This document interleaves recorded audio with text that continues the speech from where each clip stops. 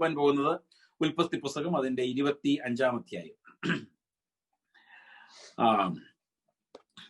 ഇതിനകത്ത് 25-ാം അധ്യായത്തിൽ നമ്മൾ കഴിഞ്ഞ ആഴ്ച കണ്ട വാക്യത്തിന്റെ താഴോട്ട് നമ്മൾ നോക്കുകയാണ്. 21-ാം നമുക്ക് സത്യത്തിൽ നമുക്കത് 20-ാം വാക്യം മുതൽ വീണ്ടും നോക്കാം.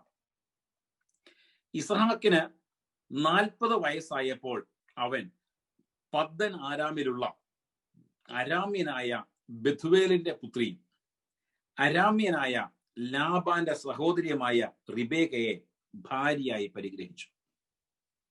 40 വയസ്സായപ്പോൾ ഇസ്ഹാക്ക് വിവാഹം കഴിച്ചു. മഹാസമ്പന്നൻ, ആ ദേശത്തെ രാജാവിനേക്കാളും ശക്തനായവൻ. ഇത് കഴിയുമ്പോൾ അടുത്ത അധ്യായത്തിൽ വരുന്ന കാണുന്നുണ്ട്, അബീമേലെക്ക് ഇസ്ഹാക്കിന്റെ അടുത്തേക്ക് ഒന്ന് പറഞ്ഞു, എടാ നീ ഞങ്ങളെക്കാളും വലിയവനാണെന്ന്, അവിടുത്തെ രാജാവ്. അപ്പം അത്രമാത്രം പവർഫുൾ ആയ ഇസ്ഹാക്ക് കല്യാണം കഴിക്കുന്നത് 40-ാമത്തെ വയസ്സിൽ. ഓർത്ത് നോക്കിക്ക്, തന്റെ ഭാര്യ മച്ചി ആയിരുന്നത് കൊണ്ട് ഇസ്ഹാക്ക് അവൾക്ക് വേണ്ടി യഹോവയോട് പ്രാർത്ഥിച്ചു. നമ്മൾ സത്യം പറഞ്ഞു കഴിഞ്ഞാൽ ചിന്തിച്ചു നോക്കുമ്പോൾ ഒരു അത്ഭുതകരമായ വിഷയം, ഇവരെല്ലാവരും നോവയുടെ മക്കളാണ്. നോഹയ്ക്ക് 3 മക്കളുണ്ടായിരുന്നു, ശേം, ഹാം, യാഫെത്ത്. ഹാമിന്റെ മക്കളാണ് കൂശ്, മിസ്രയീം, കനാൻ, പിന്നെ ഒരെണ്ണോടെ ഉണ്ട്. അത് നമ്മൾ കാണുന്നത് ഉൽപ്പത്തി പുസ്തകം 10-ാം അധ്യായത്തിൽ നമ്മൾ കാണുന്നത്, 10-ാം അധ്യായത്തിൽ. അപ്പോ ഈ കൂശിന്റെ മകനായിരുന്നു ബാബേൽ കോട്ട പണിയാൻ പോയത്. പൂത്ത്. താങ്ക് യു അമ്മേ, പൂത്ത്. നമ്മളെ നാട്ടിൽ പൂത്താന്ന് പറയും, ഇത് പൂത്ത്. ഓക്കെ. അപ്പോ ബാബേൽ കോട്ട പണിയാൻ പോയത് ആരായിരുന്നു?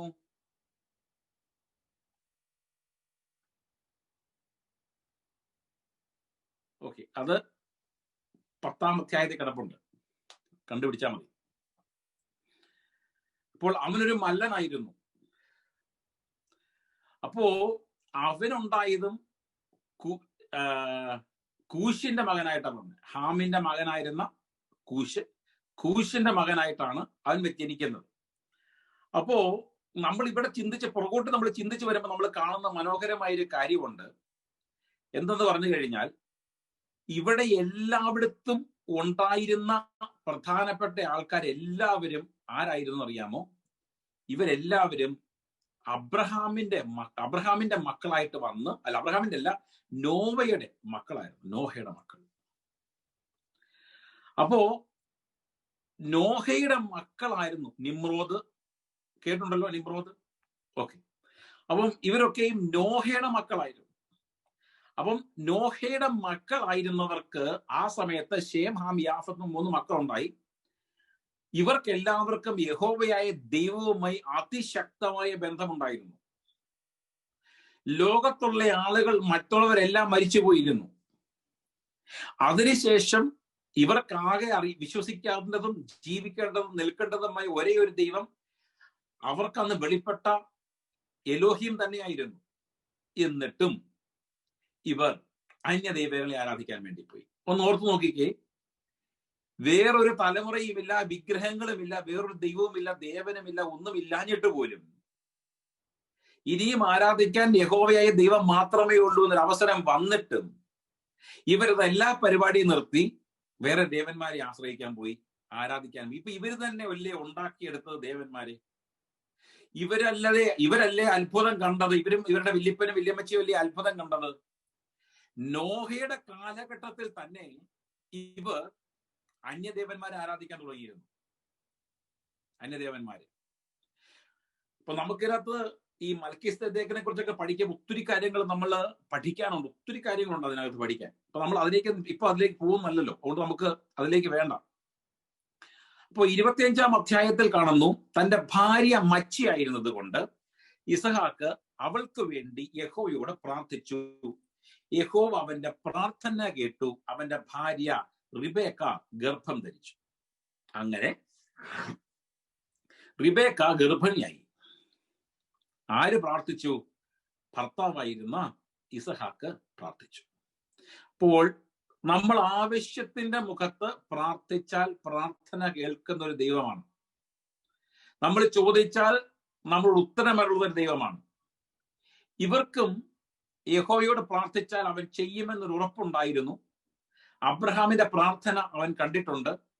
അബ്രഹാമും ദൈവവും തമ്മിലുള്ള ബന്ധത്തെ ഇസഹാക്ക് കണ്ടിട്ടുണ്ട്. അങ്ങനെ കണ്ടിട്ടുള്ളത് കൊണ്ട് ഇസഹാക്കിനെ യഹോവയോട് പ്രാർത്ഥിക്കാൻ സാധിച്ചു. ഇസഹാക്ക് പ്രാർത്ഥിച്ചു.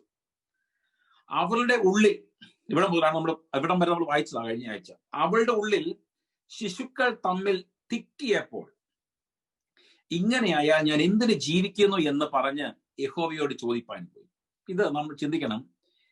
ശിശുക്കൾ ഇവളുടെ ഉള്ളിൽ എന്ത് ചെയ്തു? തിക്കി.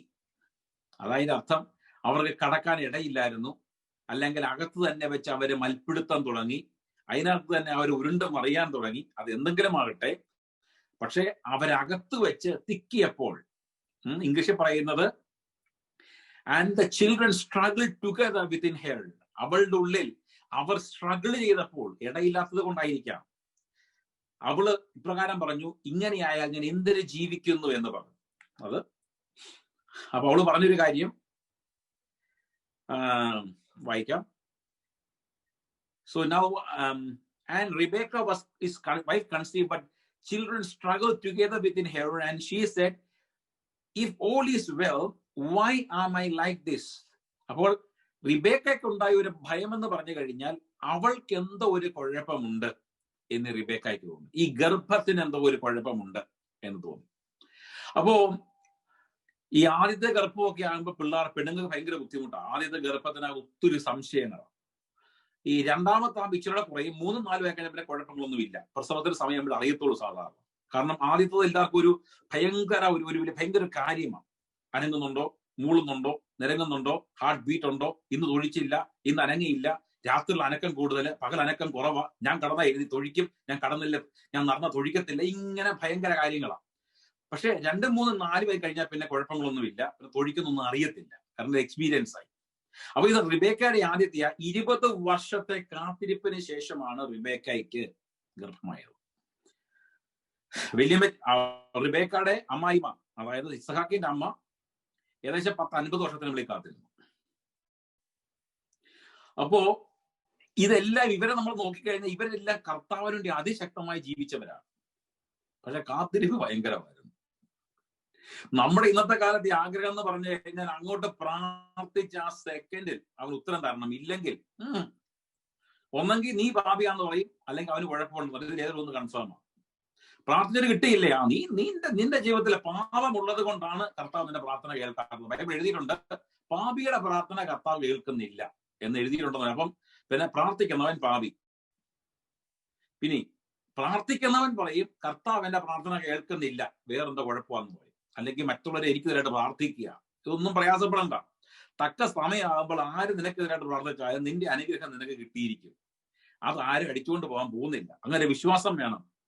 അപ്പോ ഇവളിങ്ങനെ അകത്ത് കുട്ടികൾ കടന്ന് തിക്കിത്തിരക്കിയപ്പോൾ ഇവൾക്ക് ഭയങ്കര പ്രയാസമായി. ഇവൾ യഹോവയോട് ചോദിപ്പാൻ പോയി. അപ്പൊ നമ്മുടെ ചോദ്യം, ഇവൾ എങ്ങോട്ടാ പോയത്? യഹോവയോട് ചോദിക്കാൻ പോയി. നമ്മൾ ചിന്തിക്കണ്ടേ അവൾ എങ്ങോട്ടാ പോയെന്ന്? നമ്മൾ ആരും ചിന്തിക്കാറില്ല എങ്ങോട്ടാ പോയെന്ന് ചിന്തിക്കാറില്ല. അവൾ പോയി യഹോവയോട് ചോദിക്കാൻ പോയി. യഹോവ അവളോട് പറഞ്ഞു അടുത്ത അരളി ചെയ്യുന്നത് യഹോവയാണ്. അപ്പൊ ഇവിടെ നമ്മൾ കാണുമ്പോൾ ഇവിടെയാണ് നമ്മൾ പറയുന്നത് യഹോവ അവളോട് സംസാരിച്ചു. അവൾ യഹോവയോട് ചോദിക്കാൻ പോയി. സത്യം പറഞ്ഞവൾ ചോദിക്കാൻ പോകേണ്ട ആവശ്യമില്ല. യഹോവയോട് ചോദിക്കാൻ ഒരിടത്ത് പോകേണ്ട, വീട്ടിൽ നിന്ന് സംസാരിച്ചാൽ മതി, അല്ലേ? അബ്രഹാമിന്റെ അടുത്തോട്ട് വന്നു യഹോവ. ഇത് അവൾ യഹോവയോട് ചോദിക്കാൻ പോയി, യഹോവ അവളോട്. ഇതിനെക്കുറിച്ച് നാം പഠിക്കുമ്പോൾ സത്യത്തിൽ പഠിച്ചു വരുമ്പോൾ കാണുന്നത്, നോഹയ്ക്ക് 3 മക്കളുണ്ടായിരുന്നു, ഷേം, ഹാം, ജാഫെത്ത്. ഷേമിനോടാണ് യഥാർത്ഥത്തിൽ റിബേക്ക ചോദിക്കാൻ പോയതെന്നാ പറയുന്നത്, ഷേമിനോട്. അപ്പൊ അടുത്ത ചോദ്യം ഇതാണ്, നോഹ ജീവിച്ച് മരിച്ച് എത്ര വർഷങ്ങൾക്ക് ശേഷമാണ് ഇവര് ജീവിച്ചിരിക്കുന്നത്? ഇപ്പോഴും ഷേം ഉണ്ടോ എന്നുള്ളതാണ് അടുത്തൊരു ചോദ്യം, അല്ലേ? ഷേം ഇപ്പോഴും ജീവിച്ചിരിക്കുമോ എന്നൊരു ഭയങ്കര ചോദ്യം വരും. അപ്പോ കാരണം പല ചരിത്രങ്ങളും പറയുന്നത് മൽക്കീസദേക്കിനെ കുറിച്ച് പോലും പറയുന്നത് യഹോവയുടെ പുരോഹിതൻ അവനായിരുന്നു എന്ന് പറയുന്ന യഹൂദ ചരിത്രം പോലും ഉണ്ട്. കാരണം യഹോവയുമായി, അതായത് ഷേമിന് യഹോവയുമായി ഭയങ്കര ഒരു കണക്ഷൻ ഉണ്ടായി, അതിശക്തമായ ഒരു കണക്ഷൻ ഉണ്ടായി. അബ്രഹാമിൽ നിന്നാണ് സത്യം പറഞ്ഞു കഴിഞ്ഞാൽ അഹരോൻ പോലും പുറത്തു വരുന്നെന്നാണ് പറയുന്നത്. അതുകൊണ്ട് അഹരോൻ അവന്റെ കടിപ്രദേശത്ത് ഉണ്ടായിരുന്നു സത്യത്തിൽ എന്ന് നമ്മൾ പഠിക്കുന്നുണ്ട്. യഹൂദ ചരിത്രം പഠിച്ചു വരുമ്പോൾ അത് ഭയങ്കരമായിട്ട് അവർക്ക് അതൊരു മർമ്മപ്രധാനമായൊരു കാര്യമാണ്, ഭയങ്കര പ്രാധാന്യമുള്ള കാര്യം. അത് അവരാ ഹിസ്റ്ററി ലീനേജ് അതുപോലെ നോക്കും. നമുക്കൊന്നും കാര്യമൊന്നുമല്ല. അപ്പോ ഈ ഉൽപ്പത്തി പുസ്തകം അതിന്റെ ഒരു മിനിറ്റ്,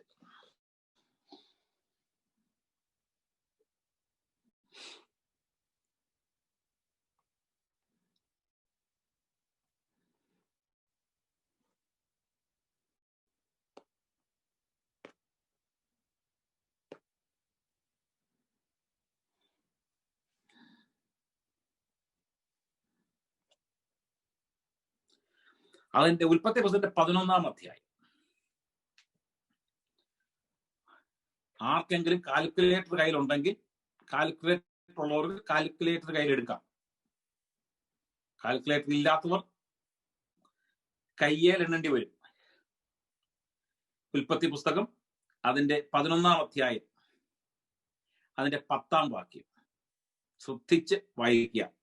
കാൽക്കുലേറ്റർ ഉള്ളവർ കൈ കാൽക്കുലേറ്റർ കൈയെടുത്തു.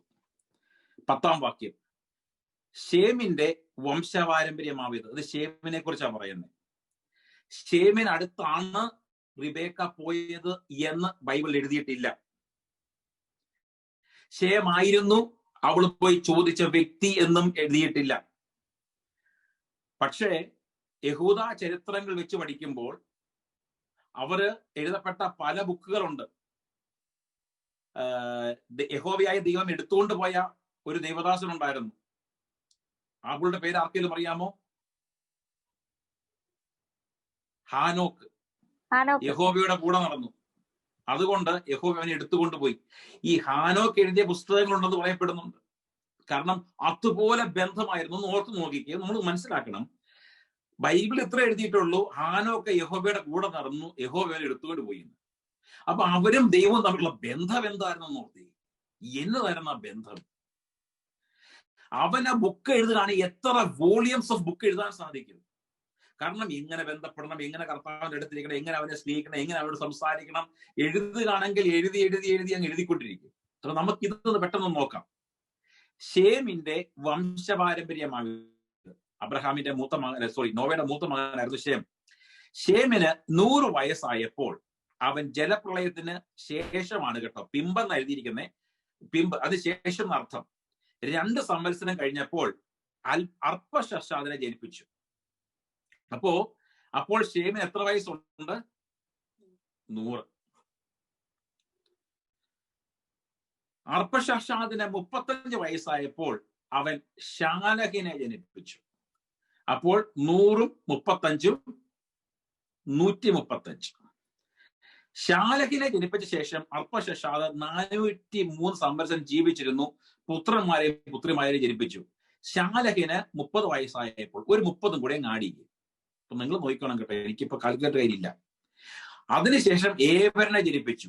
ഏബരന് 34 വയസ്സായപ്പോൾ ഒരു 34ഉം കൂടെ ആഡ് ചെയ്തു. പേലഗിനെ ജനിപ്പിച്ചു.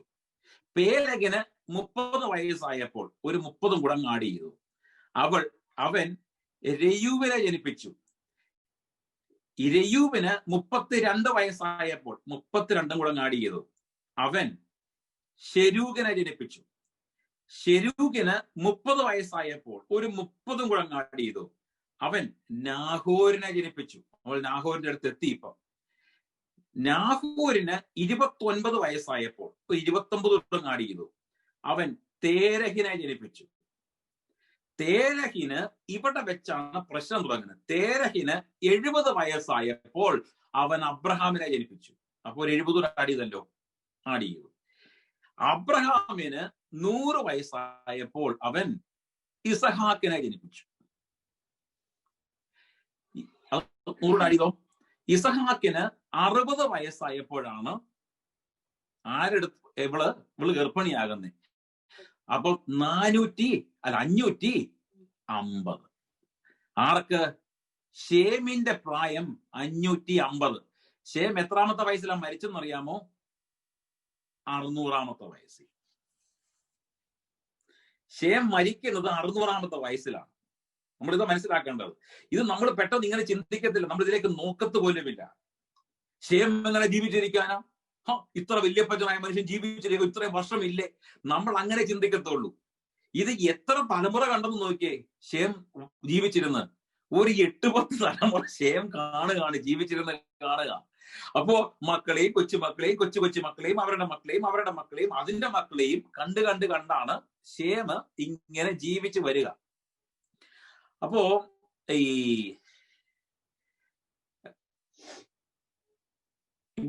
ഇതുകൊണ്ടാണ് ഞാൻ പറഞ്ഞത്, ഇതുകൊണ്ടാണ് യഹൂദ ചരിത്രം പഠിക്കുമ്പോൾ അവര് പറയുന്നത് അതിശക്തമായി യഹോവയ്ക്ക് വേണ്ടി നിന്നവനായിരുന്നു ഷേം. ഷേമും ദൈവവും തമ്മിൽ അതിശക്തമായ ബന്ധമുണ്ടായിരുന്നു. ഇത് പറയുവാൻ കാരണം ഓരോ തലമുറയിലും, ഓരോ കുടുംബത്തിലും, ഓരോ തലമുറയിലും ദൈവം തെരഞ്ഞെടുക്കുന്ന ഒരു വ്യക്തിയുണ്ട്. എല്ലാ വീട്ടിലും 10 മക്കളുണ്ടെങ്കിലും 15 മക്കളുണ്ടെങ്കിലും അത് ഒരുവന്റെ മേലാണ് ദൈവത്തിന്റെ വിളി കൂടുതൽ വരുന്നത്. ആ ഒരു വ്യക്തിയെ കർത്താവിന് വേണം. നമ്മള് മോശയുടെ വീട്ടിലേക്ക് നോക്കിയാൽ അഹരോനും എല്ലാവരും ഉണ്ടായിട്ടവൻ ദൈവം മോശയെ മാത്രമേ എടുത്തുള്ളൂ. ദാവീദിനോട് നോക്കി 8 പേരുണ്ടായിട്ടവൻ ദാവീദിനെ മാത്രമേ എടുത്തുള്ളൂ. ദാവീദിന് ഒത്തിരി മക്കളുണ്ടായിട്ടും ശലോമോനെ മാത്രമേ എടുത്തുള്ളൂ. യാക്കോബിന് 12 മക്കളുണ്ടായിട്ടും അവൻ എടുത്തത് യോസഫിനെ മാത്രമേ എടുത്തുള്ളൂ. അപ്പോൾ നമ്മൾ ഇവിടെ നോക്കി കഴിഞ്ഞാൽ ഇസ്ഹാക്കിന് 2 മക്കളുണ്ടായിട്ട് അവൻ യാക്കോബിനെ മാത്രമേ എടുത്തുള്ളൂ. ഒന്ന് ഓർത്തു നോക്കിക്കേ. അപ്പൊ ഇവിടെ മുഴുവൻ നമ്മൾ കാണുന്നത് യഹോവ എല്ലാ തലമുറയിലും ചൂസ് ചെയ്യുന്ന വ്യക്തിയുണ്ട്. അങ്ങനെ ചൂസ് ചെയ്തവനായിരുന്നു ഷേം. ആ ഷേം ദൈവവുമായി അതിശക്തമായി ബന്ധത്തിൽ നിന്നവനായിരുന്നു. അതുകൊണ്ടാണ് ഇത് ഷേമാണ് എന്ന് പറയുവാനുള്ള കാരണം. പക്ഷെ ഷേം എന്ന് വചനത്തിലെ ബൈബിളിൽ എഴുതിയിട്ടില്ല. എങ്കിലും ഹിസ്റ്റോറിക്കൽ എവിഡൻസ് ഉള്ളത് കൊണ്ട് ദൈവമക്കളൊന്ന് മനസ്സിലാക്കണം. മറ്റുള്ളവർ പറയുമ്പോൾ, ആരെങ്കിലും നിങ്ങളുടെ പിന്നീട് പറയുമ്പോൾ ഷേമിന് അത്ര പ്രായമൊന്നും ഇല്ലായിരുന്നു, ഷേമൊക്കെ വർഷങ്ങൾ മരിച്ചു പോയാന്ന് കയറി പറയരുത്, ശ്രദ്ധിച്ചോണം. അതുകൊണ്ടാണ് ഞാനിത് പറഞ്ഞത്. എന്നാൽ ഇതിനെ പുറകോട്ട് നോക്കിയാൽ ഷേമിന് മുമ്പ് ജനിച്ച ആളുകൾ ഇപ്പോഴും ജീവിച്ചിരിക്കുന്ന ആളുകൾ ഇപ്പോഴും ഉണ്ട്. കാരണം 965 വർഷം ജീവിച്ചിരുന്ന മേനത്ത് കിടപ്പുണ്ട് അവിടെ. അപ്പൊ അതുകൊണ്ട് നമ്മൾ മനസ്സിലാക്കേണ്ട ഒത്തിരി കാര്യങ്ങൾ ഇതിനകത്തുണ്ട്. ഓക്കെ, നമുക്ക് നോക്കാം. യഹോവ അവളോട് 2 ജാതികൾ നിന്റെ ഗർഭത്തിലുണ്ട്. 2 ജാതികൾ. ഇത് പലയിടത്തും പല രീതിയിലാണ് പറഞ്ഞിരിക്കുന്നത്. ചിലയിടത്ത് പറഞ്ഞിരിക്കുന്നത് 2 നേഷൻസ് എന്നാണ്, ചിലയിടത്ത് പറഞ്ഞിരിക്കുന്നത് 2 ട്രൈബ്സ് എന്നാണ്. പക്ഷെങ്കിൽ യഥാർത്ഥത്തിൽ 2 നേഷൻസ്, 2 രാജ്യങ്ങൾ നിന്റെ ഉദരത്തിലുള്ള 2 രാജ്യങ്ങൾ. അതിനകത്ത് തന്നെ യഥാർത്ഥത്തിൽ പഠിക്കാൻ മറ്റൊരു കാണുന്നത് 2 സ്വഭാവമുള്ള വ്യക്തികൾ. ഇങ്ങനെ ഇവിടെ മലയാളത്തിൽ ഇപ്രകാരം പറയുന്നത്, യഹോവ അവളോട് 2 ജാതികൾ നിന്നിലുണ്ട്, 2 വംശങ്ങൾ എന്ന് പറയുമ്പോൾ ഒരിടത്ത് പറയുന്നത് 2 രാജ്യങ്ങൾ നിന്റെ ഉള്ളിലുണ്ട്, 2 സ്വഭാവക്കാർ നിന്റെ ഉള്ളിലുണ്ട്. 2 സ്വഭാവക്കാർ. നമ്മളൊരു വീട്ടിലെടുത്താൽ ഒരു വീട്ടിൽ തന്നെ 2 മക്കളെ എടുത്താൽ 2 പേർക്കും 2 സ്വഭാവമായിരിക്കും. എനിക്ക് അടങ്ങിയിരിക്കുന്ന ഇഷ്ടമില്ല, എനിക്ക് ഇരിക്കാൻ പറ്റത്തില്ല ഒരു സ്ഥലത്ത്. എനിക്ക് ഇരുന്ന് കഴിഞ്ഞ് എനിക്ക് ബുദ്ധിമുട്ട്, എനിക്ക് എന്തെങ്കിലും ചെയ്തുകൊണ്ടിരിക്കണം.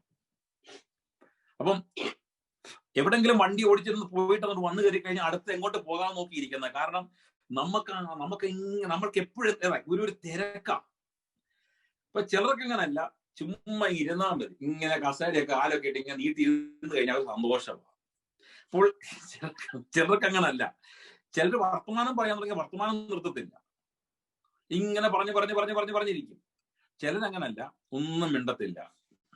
ദുഷ്ടൻ നിന്റെ മുമ്പിൽ ഇരിക്കുമ്പോൾ എന്ന് പറഞ്ഞതുപോലെ ഇവരിങ്ങനെ മിണ്ടാതിരിക്കും, എല്ലാം കേൾക്കും. ആ ശരിയാ, പക്ഷെ വേർത്ത വാചകം പഠിച്ച് മറ്റുള്ളവർ ഓർക്കും ഇവന്റെ വായിക്കകത്ത് എവിടെയോ ഒരു സ്പീക്കർ വെച്ചിട്ടുണ്ടെന്ന് ഓർക്കും. കാരണം വർത്തമാനം നിർത്താൻ തുടങ്ങിയപ്പോൾ എന്തൊരു സബ്ജക്ട് സ്വഭാവക്കാര് പലതാണ്.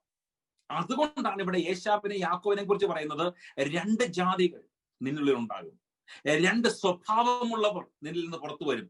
രണ്ട് തരത്തിലുള്ള ആളുകൾ നിന്നിൽ നിന്ന് പുറത്തു വരും. അതുകൊണ്ട് നമ്മൾ പലപ്പോഴും നമ്മുടെ മക്കളെ നോക്കുമ്പോൾ നമുക്കറിയാം രണ്ടുപേരും രണ്ട് സ്വഭാവക്കാരാ. എടാ നീ എന്നാ സ്ലോ ആടാ, എടാ മറ്റവനെ നോക്കി എന്നാ ഫാസ്റ്റ് ആണ്, അവനെ പോലെ ആകടാ. ആകാൻ പറ്റത്തില്ല.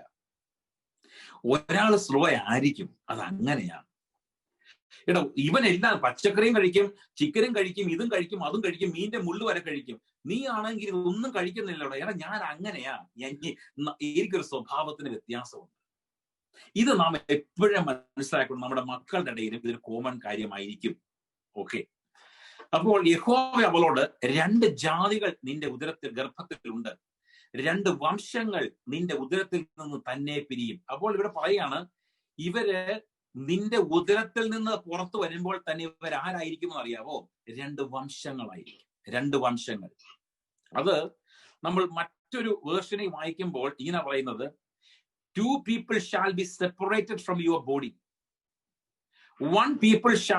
two nations are in your womb, two people shall be separated from your body. അപ്പോൾ നിനക്ക് ഒരു അമ്മയ്ക്കാണ് ഉണ്ടാകുന്നത് എങ്കിലും രണ്ട് പേരായിട്ട് ഇവർ മാറ്റപ്പെടും എന്നാണ് ഇത് വ്യക്തമായിട്ട് അവളോട് പറയുന്നത്. ഒരു വംശം മറ്റേ വംശത്തിലും ശക്തിപ്പെടും, മൂത്തവൻ ഇളയവനെ സേവിക്കും എന്ന് അരുളിച്ചു. ഇത് ഇവളുടെ ഗർഭത്തിൽ നിന്ന് കുട്ടികൾ പുറത്തു വരുന്നതിന് മുൻപ് തന്നെ യഹോവയായ ദൈവം ഇവരുടെ ഭാവിയെ നോക്കിയിട്ട് പറഞ്ഞൊരു കാര്യമാണ്. ഒരു വംശം മറ്റേ വംശത്തിലും ശക്തിപ്പെടും, മൂത്തവൻ ഇളയവനെ സേവിക്കും. അപ്പോൾ ഇത് പറയുമ്പോൾ നാം മനസ്സിലാക്കേണ്ട ഒരു കാര്യം, ഈ സമയത്ത് പിള്ളേർ ജനിച്ചിട്ടില്ല. ഈ സമയത്ത് ഇവർക്കകത്ത് രണ്ട് പിള്ളേരുണ്ടെന്നും അറിയത്തില്ല. ഈ സമയത്ത് ആണാണോ പെണ്ണാണെന്നും അറിയത്തില്ല. പക്ഷേ യഹോവയുടെ സ്കാനിങ് മെഷീനിൽ വ്യക്തമായിട്ട് കണ്ടു, രണ്ട് ആൺകുട്ടികളാണെന്ന് കണ്ടു. അവരെങ്ങനെയുള്ളവരായിരിക്കുമെന്നും യഹോവ കണ്ടു. അവരുടെ ഭാവി എന്തായിരിക്കുമെന്ന് യഹോവ കണ്ടു. യഹോവ അങ്ങനെ തന്നെ വ്യക്തമായിട്ട് അതിനെക്കുറിച്ച് പറഞ്ഞു. ഇപ്പൊ നമ്മളിവിടെ പറയുന്ന കാര്യമുണ്ട്, യഹോവയ്ക്ക് പാർഷ്യാലിറ്റിയാണ്. യഹോവയ്ക്ക് പാർഷ്യാലിറ്റി ഒന്നുമില്ല, അങ്ങനെ പരിപാടിയില്ല. പക്ഷെ യഹോവയ്ക്ക് ഫേവറബിൾ ആയ ആൾക്കാരുണ്ട്, അവൻ ഫേവർ ചെയ്യുന്ന ആൾക്കാരുണ്ട്. അതുകൊണ്ടാണ് നിനക്ക് പകരം ഞാൻ ജാതികളെയും രാജ്യങ്ങളെയും കൊടുക്കുമെന്ന് യെശയ്യാ പ്രവാചകന്റെ പുസ്തകത്തിൽ പറയുന്നത്. നമുക്ക് പകരം അവൻ മറ്റുള്ളവരെ കൊടുത്തെങ്കിലും നമ്മളെ അവൻ വീണ്ടെടുക്കും. അവന് ഭയങ്കര സ്നേഹമാണ് നമ്മളോട്. അപ്പോ ഇവിടെ നാം കാണുന്ന ഒരു കാര്യമായത്, രണ്ട് വംശങ്ങൾ നിന്റെ ഉദരത്തിൽ നിന്ന് തന്നെ പിരിയും. രണ്ട് വംശങ്ങളാ പിരിയുന്നത്. ഇവിടെ പറയുമ്പോൾ സെപ്പറേറ്റ് എന്നാ പറയുന്നത്, മാറിപ്പോകുമെന്ന. ഇവർ ഒരുമിച്ച് വളരും, ഇവര് സന്തോഷമായിരിക്കും, ഇവര് സമാധാനമായിരിക്കും, ഇവർ ഒരുമിച്ചായിരിക്കും എന്നല്ല. നിന്റെ ഉദരത്തിൽ വെച്ച് തന്നെ എന്ത് സംഭവിക്കും? ഇവർക്കൊരു സെപ്പറേഷൻ സംഭവിക്കും. ഇവർ ഒരിക്കലും ഒന്നാകത്തില്ല, ഇവർക്ക് ഒരുമിച്ച് നിൽക്കാൻ പറ്റത്തില്ല, ഇവര് രണ്ടായിട്ടേ വളർന്നു വരത്തുള്ളൂ എന്നുള്ളത് ദൈവാത്മാവ്, യഹോവയായ ദൈവം നേരത്തെ തന്നെ റിബേക്കയോട് പറയുകയാ. അത് കേട്ടപ്പോൾ തന്നെ റിബേക്കയ്ക്ക് വ്യക്തമായ ഒരു കാര്യം യഹോവയിൽ നിന്ന് മനസ്സിലായി. രണ്ടുപേരാണ് വരുന്നത്. ആദ്യം വരുന്നവൻ മൂത്തവൻ, രണ്ടാമത് വരുന്നവൻ ഇളയവൻ. എങ്കിലും ഇളയവന്റെ കൂടെയാണ് യഹോവയ്ക്ക് പ്രീതിയുള്ളത്. ഈ രണ്ടാമത് വരുന്നവനെയാണ് യഹോവ സ്നേഹിക്കുന്നത്. രണ്ടാമത് വരുന്നവന്റെ മേലാണ് യഹോവയുടെ കരുണയും നന്മയും അവകാശവും ഉള്ളത്. അവനാണ് വാഗ്ദത്ത സന്തതി എന്ന് റിബേക്കയ്ക്ക് മനസ്സിലായി. അപ്പോ ഇവർ റിബേക്ക പഠിക്കുവാൻ കാരണം അബ്രഹാമിനോട് ചേർന്നിരുന്നിട്ടുണ്ട് റിബേക്ക. അബ്രഹാമിന്റെ അടുത്ത് ഇഷ്ടം പോലെ സമയം ചെലവഴിച്ചിട്ടുണ്ട് റിബേക്ക. യാക്കോബ് പറയുന്നത് കേട്ടിട്ടുണ്ട് റിബേക്ക. ഇത് വാഗ്ദത്ത സന്തതിയാണ് ഇസ്ഹാക്ക്. അതുപോലെ നമുക്കൊരു വാഗ്ദത്ത സന്തതി ലഭിക്കും എന്ന് വിശ്വസിച്ചിരിക്കുമ്പോഴാണ് രണ്ടുപേര് പുറത്തു വരുന്നത്. രണ്ടുപേര് പുറത്തു വരുമ്പോൾ ഉറപ്പായിട്ടും മൂത്തവനാണ് വാഗ്ദത്ത സന്തതി എന്നാണ് അന്നത്തെ വെപ്പ്. അതനുസരിച്ച് മൂത്തവൻ വന്നപ്പോൾ, ഏശാവ് വന്നപ്പോൾ അവനായിരിക്കും എന്ന് എല്ലാവരും ചിന്തിക്കുമ്പോൾ യഹോവയായ ദൈവം പറഞ്ഞു, മനുഷ്യൻ കാണുന്നത് പോലെ അല്ല ഞാൻ കാണുന്നത്, നിങ്ങൾ പുറമേ ഉള്ളത് കാണുന്നു, ഞാൻ അകമേ നോക്കുന്നു. ശമൂവേലിന്റെ പുസ്തകം 16-ാം അധ്യായത്തിൽ നമ്മൾ കാണുന്ന കാര്യമാണ്. ശമൂവേലിനോട് ദാവീദിനെ അനോയിന്റ് ചെയ്യാൻ പോകുമ്പോൾ യഹോവയായ ദൈവം പറഞ്ഞ കാര്യമാണ്. അപ്പോൾ ഇവിടെ എല്ലാവരും നോക്കുമ്പോൾ മൂത്തവൻ ഏശാവ്, അവൻ പുറത്തു വന്നു.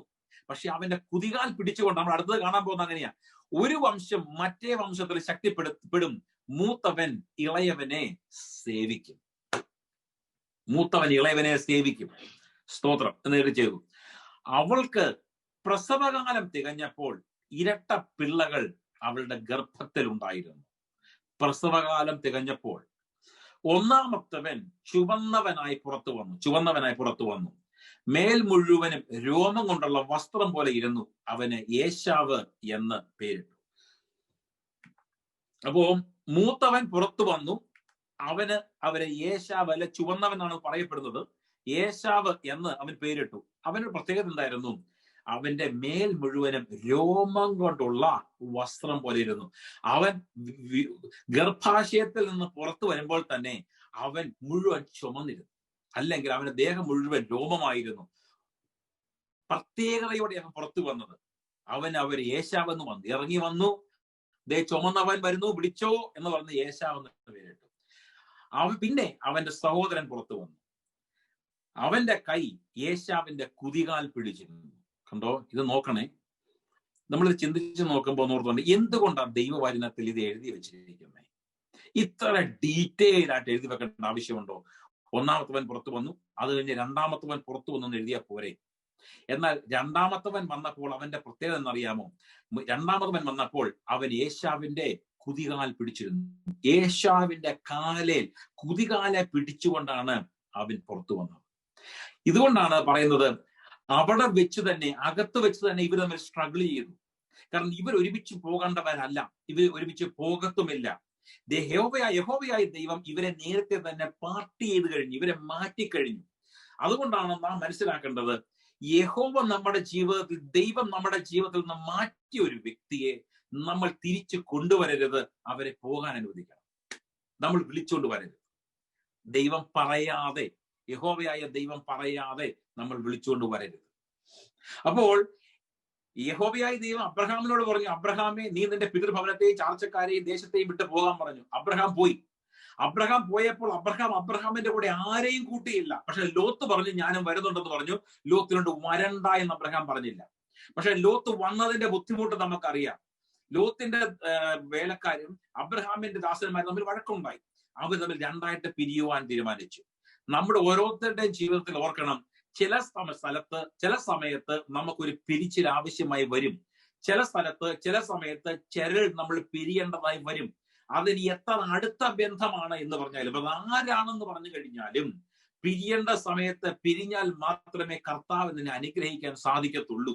അതല്ലാതെ അനുഗ്രഹിക്കാൻ സാധിക്കത്തില്ല. അതുകൊണ്ടാണ് വിവാഹത്തെ കുറിച്ച് പറയുമ്പോൾ പോലും പറയുന്നത്, നീ അപ്പനെയും അമ്മയും വിട്ട് നിന്റെ ഭാര്യയോട് പറ്റിച്ചേരുമെന്ന് പറയുന്നത്. അത് ഒരു പിരിച്ചിലിനെ കുറിച്ചാണ് കാണിക്കുന്നത്. അപ്പോൾ ഇവിടെ യഹോവയായ ദൈവം പറയുകയാണ്, അവരെങ്ങനെയാ? അവർ ഗർഭാശയത്തിൽ വെച്ച് തന്നെ അവർ പിരിയപ്പെടും. അവിടെ മുതൽ തന്നെ ഇവർക്ക് ബന്ധം കാണത്തില്ല. എന്നാൽ പുറത്തു വന്നപ്പോൾ യാക്കോബിനെ നോക്ക്. യാക്കോബിനെ അവിടെ വെച്ച് മുതൽ തന്നെ നാം ഒരു വ്യത്യാസം കാണുക. യാക്കോബ് ഏശാവിന്റെ കാലും പിടിച്ചാ പുറത്തു വരുന്നത്. ഞാൻ വിട്ടുകൊടുക്കത്തില്ല എന്നുള്ളൊരു സ്വഭാവം എന്ന് നമുക്ക് വേണമെങ്കിൽ പറയാം. അങ്ങനെ അവൻ പുറത്തു വന്നു.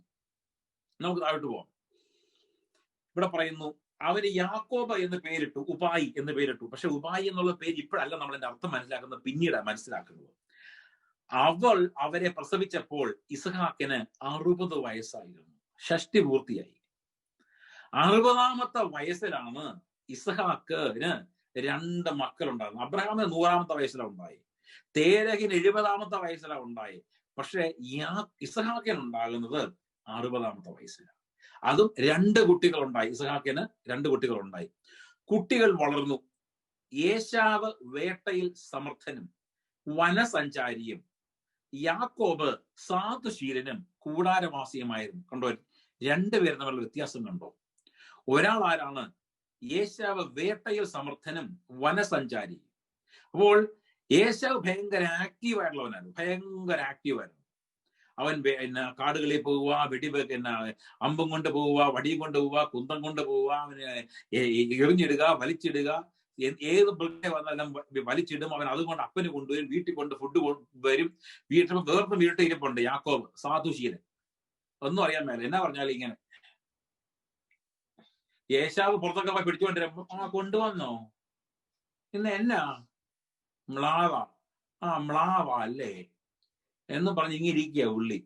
പക്ഷെ ആള് ഇങ്ങനെ ഇരിക്കുന്നുണ്ടെങ്കിലും തല ഭയങ്കരമാണ്. മറ്റവൻ അങ്ങനല്ല. മറ്റവൻ ഹൃദയം കൊണ്ടാ ഓട്ടം മുഴുവൻ. അവൻ ഇങ്ങനെ ചാടി തിമിർത്ത് നടക്കുക. പക്ഷെ യാക്കോബ് അങ്ങനല്ല. യാക്കോബ് ഇങ്ങനെ ഇരിക്കുക, അമ്മയുടെ കൂടെ ഇരിക്കുക. മറ്റവൻ അങ്ങനല്ല, അപ്പന്റെ കൂടെയാ. അപ്പൻ എപ്പോഴും തിരക്ക് പിടിച്ചുള്ള ജീവിതമായിരുന്നു. അപ്പൊ മോനും അത് തന്നെ. പക്ഷെ ഇവിടെ യാക്കോബിനെ കുറിച്ച് നോക്കിക്കഴിഞ്ഞാൽ യാക്കോബ് ഇരിക്കുന്നത് റിബേക്കയുടെ കൂടെ. റിബേക്കയ്ക്ക് ഒരു പ്രത്യേകതയുണ്ട്. റിബേക്ക ദൈവ ശബ്ദം കേട്ടവളാണ്. റിബേക്കയ്ക്ക് നേരത്തെ തന്നെ അറിയാം ഈ കുട്ടികളെ കുറിച്ച്. ഇനിയും റിബേക്ക വന്ന് ഇത് ഇസഹാക്കിനോട് പറഞ്ഞിട്ടുണ്ടോ എന്ന് ചോദിച്ചാൽ നമുക്ക് ഇതിനെ കുറിച്ച് അറിയത്തില്ല. പറഞ്ഞിട്ടുണ്ടായിരിക്കാം. എന്നാൽ നാം കാണുന്നൊരു കാര്യം, ഏശാവ് വേട്ടയിൽ സമർത്ഥനും വനസഞ്ചാരിയുമായിരുന്നു. ഏശാവ് തിരക്കുള്ളവനായിരുന്നു. ഏശാവ് ആക്രമശാലിയായിരുന്നു. ഏശാവ് മിടുക്കനായിരുന്നു. ഏശാവിന് പ്രത്യേകതയുണ്ടായിരുന്നു. എന്നാൽ യാക്കോബ് സാധുശീലനായിരുന്നു. നമ്മൾ അതിനെക്കുറിച്ച് ഒരു വാക്യം ഞാൻ വായിക്കാം. എങ്ങനെ നമുക്ക് കേട്ടോണേ. ഇങ്ങനെ എഴുതിയിരിക്കുന്നത്, so boys grew and Esau a skilful hunter, a man of the field. അവൻ അധ്വാനിക്കുന്നവനായിരുന്നു. But Jacob was a mild man dwelling in tents. സാധാരണക്കാരന്, മൈൽഡ് മാൻ. അതായത് വഴക്കൊന്നും ഉണ്ടാക്കാതെ, ബഹളമൊന്നും ഉണ്ടാക്കാതെ, ഒച്ചയൊന്നും ഉണ്ടാക്കാതെ, കൂടാരങ്ങളിൽ താമസിച്ച് കൂടാരത്തിലെ കാര്യങ്ങളൊക്കെ എടുത്തു വെച്ച് അമ്മയുടെ സാരിത്തുമ്പെ പിടിച്ച് നടക്കുന്ന ഒരുത്തനെന്ന് വേണം നമുക്ക് പറയാം. അങ്ങനത്തെ ഒരുത്തനായിരുന്നു യാക്കോബ്. അപ്പോൾ ഏശാവിനെ യാക്കോബിനെ നോക്കുമ്പോൾ ആൾക്കാർ ഇപ്പോഴും പറഞ്ഞ കാര്യമുണ്ട്, ഈ യാക്കോബിനെ പോലെ ഒരുത്തൻ, എടാ നീ ഇതൊന്ന് വിട്ടിട്ട് പുറത്തു പോയി അവനെ പോലെ വല്ലതും ചെയ്യടാ. നീ എത്ര നേരമായി വീട്ടിൽ കുത്തിയിരിക്കുക, നിനക്ക് വേറൊരു പണിയില്ലേ? ഈ അമ്മയുടെ സാരിത്തുമ്പെ പിടിച്ചുകൊണ്ട് നടക്കാതെ നീ പോയി വല്ലതും ചെയ്യേ എന്ന് പറയുമ്പോഴും പുള്ളി ഇങ്ങനെ ഇരിക്കുക. പുള്ളിക്ക് ഒരു അനക്കോ ഇല്ല. ആര് പറഞ്ഞാലും. എന്നാ കാര്യം എന്നറിയാമോ? യാക്കോബ് ഇങ്ങനെ ഒന്നും അറിയാൻ മേലാത്തിരുന്നാലും അവരൊരു തീരുമാനമെടുത്താൽ അവന്റെ തീരുമാനത്തെ ആർക്കും മറിക്കാൻ സാധിക്കും. നമ്മുടെ ജീവിതത്തിൽ നമ്മൾ ഏറ്റവും കൂടുതൽ പഠിക്കേണ്ട ഒരു കാര്യമാണ്. നമ്മൾ പലപ്പോഴും ആ ചെയ്യാൻ പറ്റാത്ത കാര്യം, നമുക്ക് നോ എന്ന് പറയുവാനുള്ള ഒരു കപ്പാസിറ്റി ഉണ്ടെങ്കിൽ, നോ എന്ന് പറയുന്ന കപ്പാസിറ്റി, പറ്റത്തില്ല എന്ന് പറയുവാൻ ഒരു കപ്പാസിറ്റി, അത് വഴക്കുണ്ടാക്കിയല്ല. നമ്മുടെ ആൾക്കാർ ഇങ്ങനെ, പറ്റുമോ? പറ്റത്തില്ല. പറ്റത്തില്ലെന്ന് പറഞ്ഞാൽ പറ്റത്തില്ല. എന്നാ വെച്ചാൽ ചെയ്യാൻ പോയി ചെയ്തു, എനിക്ക് പറ്റത്തില്ലടാവേ എന്ന് പറയും. എന്നാൽ യാക്കോബ് അങ്ങനല്ല. ചിരിച്ചോണ്ട് പറയും, അയ്യോ ബുദ്ധിമുട്ടാ, പറ്റത്തില്ലെന്നേ, സോറി എടാ എന്ന് ചെയ്യാം, എനിക്ക് അറിയത്തില്ല, എന്നെ കൊണ്ട് പറ്റത്തില്ല. അപ്പൊ ആ യാക്കോബിനുള്ള ആർക്കും പിണക്കോ ഇല്ല, എന്നാൽ അവരോട്ട് ചെയ്യത്തുമില്ല. എന്നാൽ ഏശാവ് അങ്ങനല്ല. അപ്പോഴേ കത്തിമുണ്ടിയാണ്. ഏശാവിന് അങ്ങനെ ഒരു സ്വഭാവക്കാരനാണ്. അതുകൊണ്ടാണ് പറയുന്നത് ഏശാവ് വേട്ടയിൽ സമർത്ഥനും വനസഞ്ചാരിയും കൃഷിപ്പണിക്കാരനും എടുത്തിയാണ്. അങ്ങൊരു വ്യക്തിയായിരുന്നു ഏശാവ്. എന്നാൽ യാക്കോബ് നേരെ തിരിച്ചായിരുന്നു. അവൻ സാധുശീലനും കൂടാരവാസിയുമായിരുന്നു. ഈ സെയിം സ്വഭാവമാണ് യാക്കോബിന്റെ, ഈ സെയിം സ്വഭാവമാണ് യോസഫിന് കിട്ടിയത്. യോസഫിന്റെ സഹോദരന്മാർ എല്ലാവരും ആടുകളെ മേയ്ക്കുവാൻ പോകുമ്പോൾ യോസഫ് അപ്പന്റെ കൂടെ കൂടാരങ്ങളിൽ പാർത്തിരുന്നു, യാക്കോബിന്റെ കൂടെ. അപ്പൻ പറയുമ്പോ മാത്രമേ യോസഫ് പുറത്തു പോകത്തുള്ളൂ സഹോദരന്മാരെ കുറിച്ച് അന്വേഷിക്കാൻ. അല്ലാത്തപ്പോഴല്ല യോസഫ് പുറത്തു പോകത്തില്ല. യോസഫ് അപ്പന്റെ അടുത്ത് വരുന്നത് എന്നാ പറയാന്നറിയാമോ? യോസഫ് പുറത്തു പോയി കഴിഞ്ഞാൽ സഹോദരന്മാരെ കാണിച്ച കുറവുകളും കാര്യങ്ങളൊക്കെ അപ്പനോടൊന്ന് പറയും. അപ്പന്റെ അടുത്ത് നിന്നിങ്ങനെ അപ്പനെ സ്നേഹിച്ച്, അപ്പനെ സോപ്പിട്ട്, അപ്പന്റെ കൂടെ നടന്ന്, അപ്പനെ വെള്ളമൊക്കെ എടുത്തു കൊടുത്ത്, അപ്പന്റെ കൈക്ക് വെള്ളമൊക്കെ ഒഴിച്ചു കൊടുത്ത പുള്ളി ഇങ്ങനെ അപ്പൻ അങ്ങ് സ്നേഹമാണ് അവനോട്. ഏറ്റവും സ്നേഹിച്ച ഭാര്യ റേച്ചൽ ഉണ്ടായതുമാണ്. അതുകൊണ്ട് അപ്പൻ അവനൊരു നല്ല അങ്കി, കളർഫുൾ അങ്കിയൊക്കെ ഉണ്ടാക്കി കൊടുത്തു. മറ്റുള്ളവർക്ക് പിണക്കവും അവനോട്. അപ്പോൾ സംഭവിച്ചു, ഏശാവിന്റെ വേട്ട ഇറച്ചിയിൽ രുചി പിടിച്ചിരുന്നത് കൊണ്ട് ഇസ്ഹാക്ക് അവനെ സ്നേഹിച്ചു, റിബേക്കയോ യാക്കോബിനെ സ്നേഹിച്ചു. ഏശാവ് എന്തുകൊണ്ടാണ് ഏശാവിനെ സ്നേഹിച്ചത്? ഇവൻ വേട്ടക്കാരനായിരുന്നു. ഇവൻ പോയി നല്ല ഫുഡ് കൊണ്ട് കൊടുക്കുന്നത് കൊണ്ട് ഇസ്ഹാക്ക് ആരെ സ്നേഹിച്ചു? ഏശാവിനെ സ്നേഹിച്ചു. എന്നാൽ റിബേക്ക ആരെ സ്നേഹിച്ചു? യാക്കോബിനെ. നമ്മളിതൊന്ന് ഓർത്ത് നോക്കിക്കേ. ഒരപ്പൻ രണ്ട് മക്കളെ ഒരുപോലല്ലേ സ്നേഹിക്കേണ്ടത്?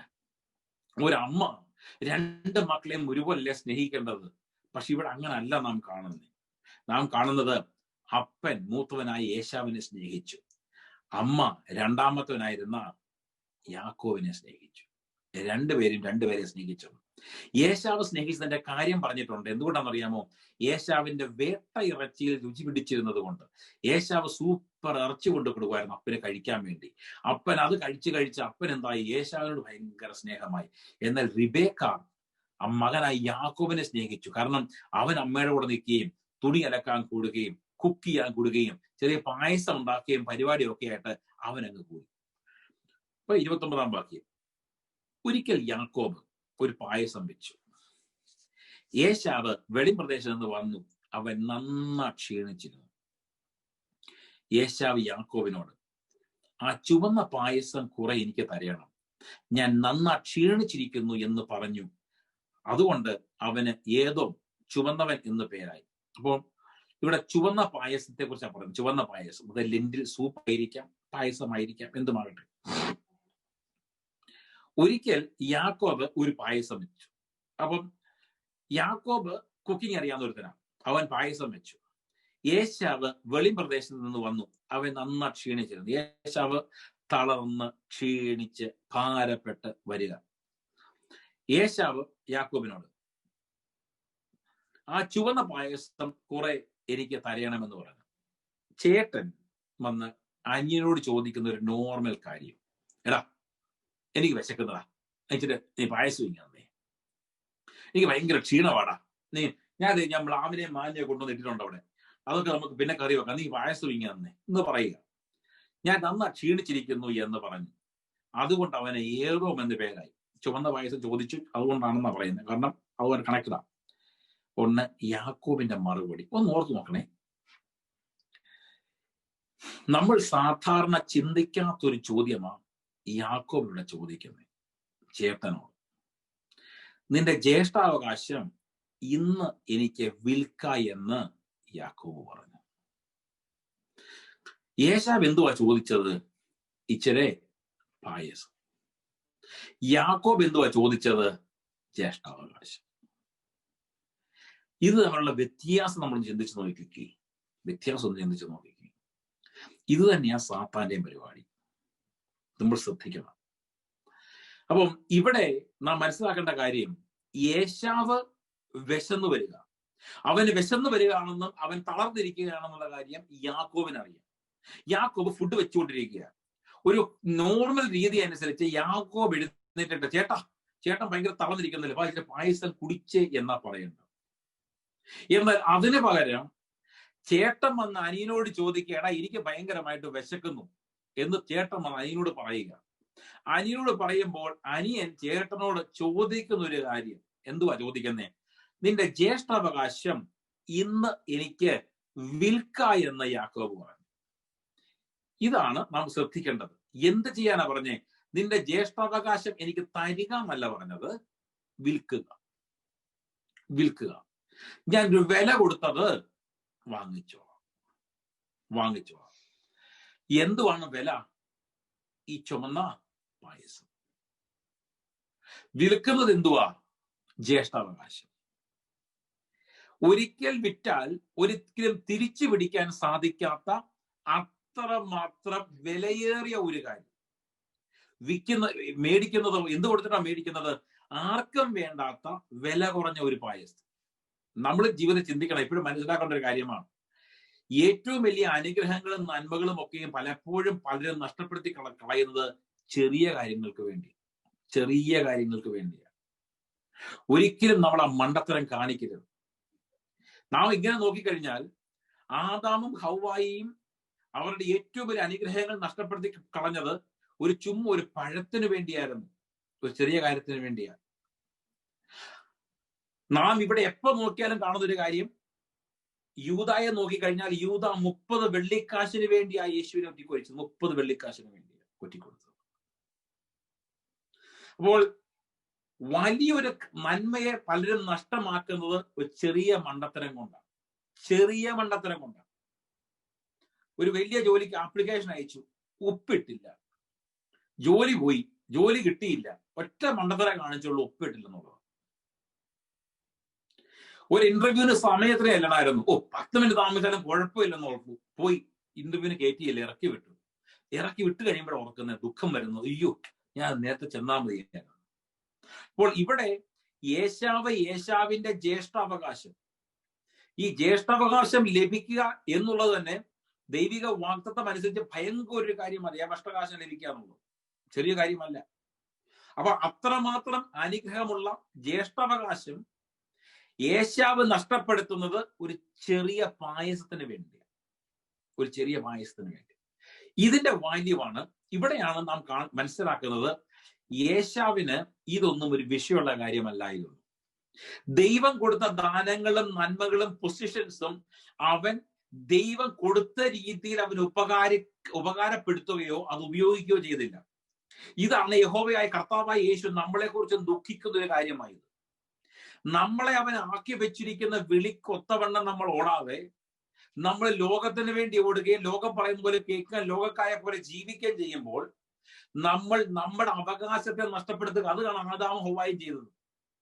അവരുടെ കയ്യിൽ അധികാരം മുഴുവൻ ഇരിക്കെ, അവർ ദൈവത്തിന്റെ മക്കളായിരിക്കെ, സാത്താനെ തകർത്തുള്ള ശക്തി അവരുടെ കയ്യിലിരിക്കെ, എല്ലാത്തിന്റെ കീ അവരുടെ കയ്യിലിരിക്കെ, അവരവകാശികളായിരിക്കെ, എല്ലാത്തിന്റെയും ഓണർഷിപ്പ് അവരുടെ കയ്യിലിരിക്കെ, അതൊന്നും വേണ്ടാന്ന് വെച്ചിട്ട് അവിടെ ഉണ്ടായിരുന്ന ഒരു മരത്തിന്റെ പഴം സാത്താൻ കൊണ്ട് കൊടുത്തപ്പോൾ ആ പഴത്തിനു വേണ്ടി എല്ലാം വേണ്ടാന്ന് വെച്ചവരായിരുന്നു ആദാം ഹവ്വ.